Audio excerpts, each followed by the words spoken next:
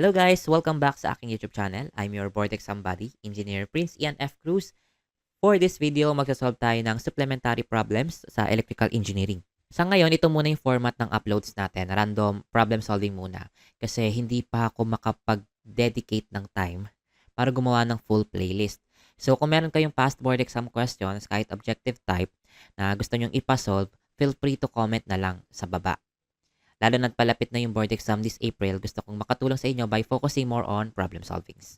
An EMF represented by the equation E is equal to 150 sine 314 plus 50 sine 942t is applied to a capacitance or capacitor having a capacitance of 20 microfarads.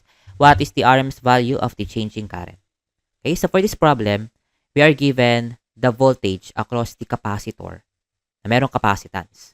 And hinahanap yung RMS value ng ating kuryente, no? So, unang-una, recall natin yung current and voltage relationship ng isang capacitor. Okay? So, di ba sa ating resistor, yan, tapos meron tayong current, then meron tayong voltage. So, dito, ohms to lang tayo, no?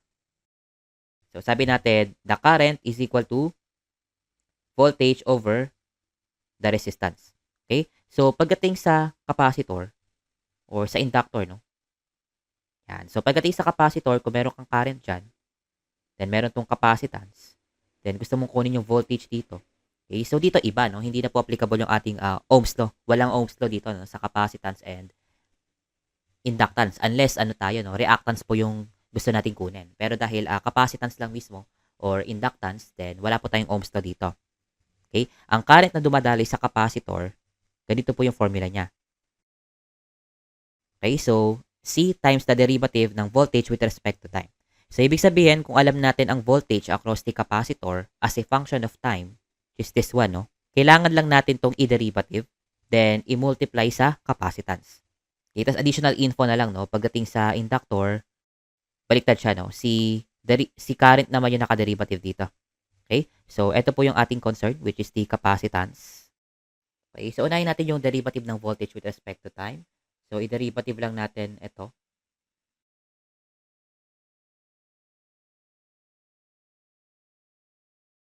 Okay, so derivative lang natin siya, no? So, pwede po i-distribute ang derivative, no? Kasi may linear properties siya.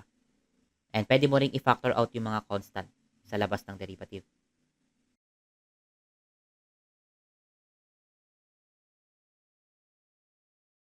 Okay, so pwede mong distribute yung derivative and yung mga constant values is pwede mo siyang ilabas sa derivative.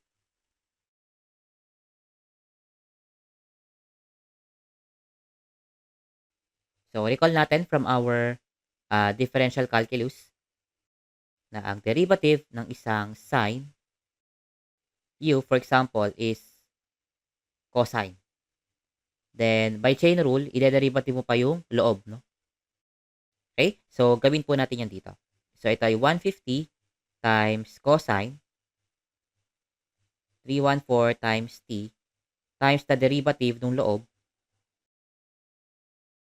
plus 50 cosine 942 times time times the derivative ulit ng loob. Then, recall natin na ang derivative ng isang constant times x is equal to the constant value. Okay?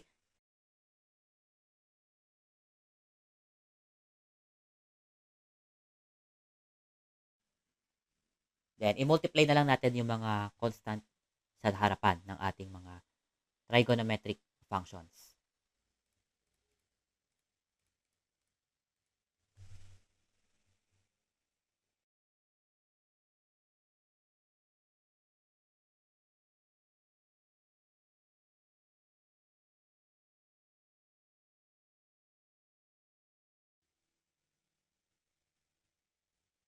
Okay, so ito na ating derivative ng voltage with respect to time.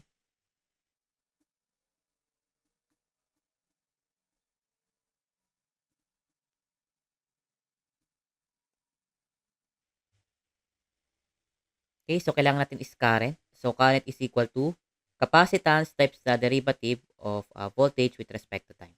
Okay, so yung capacitance natin is 20 microfarads. Then, multiply lang natin sa derivative na ito. Naka-derivative. Okay, then distribute lang natin yung ating capacitance.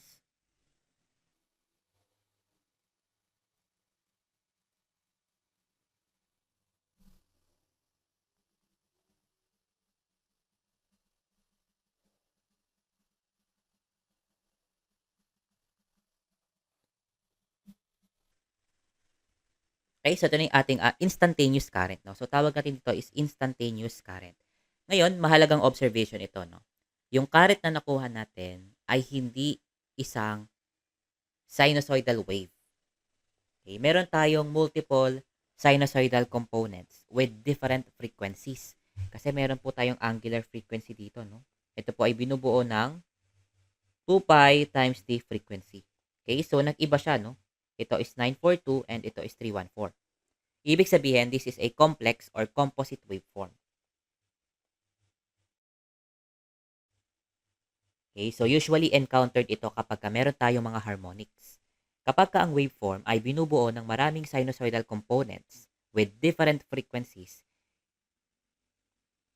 hindi na po applicable yung ating 0.942 divided by square root of 2. No? Kasi magkaibang frequency na siya.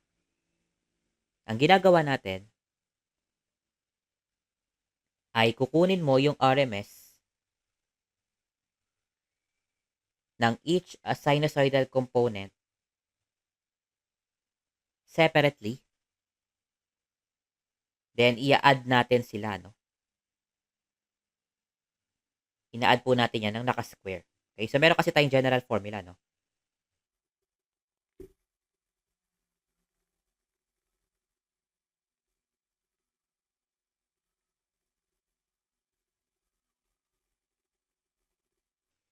Okay, so kunin lang po natin yung RMS, each sinusoidal component. Ito po yun. Square lang natin, then i-add lang natin sila sa loob ng isang square root to get the RMS or the total RMS. No? So, ito is DC value. So, may mga cases po kasi na may bawa plus 2 dyan. No? Wala siyang sign na katabi. So, siya ay DC component. Okay, so kapag ka ganon, squared lang siya. No? So, para makuha natin yung RMS, each sinusoidal waveform, yung formula po ng ating RMS is equal to the maximum current over square root of 2. And yung maximum is nakikita natin sa harapan ng ating sinusoidal waveform. Sine man yan or cosine. No? Hindi naman po magbabago yon.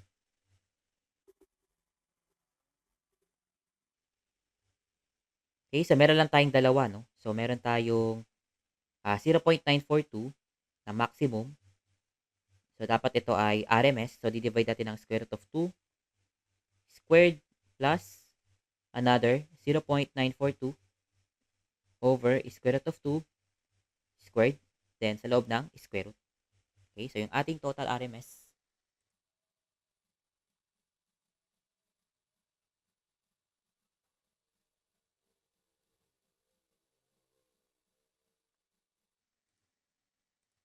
okay, so yung ating RMS ay 0.942 amperes.